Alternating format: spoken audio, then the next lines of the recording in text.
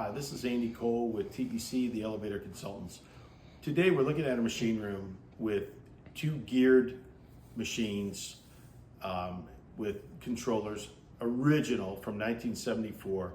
They have the original motor generators, or MG sets as we say. So this machine room has two controllers and then a group controller, so a third controller, two machines and two generators.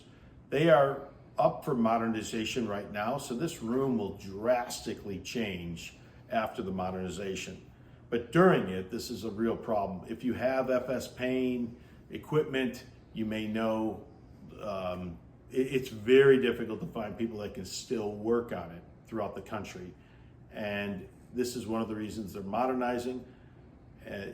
Besides, equipment being 50 years old, it did run, it had its run, but it was meant to last around 30 years, this type of equipment.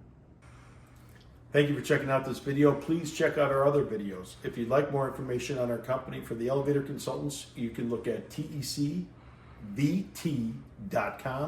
or theelevatораpp.com. Thank you.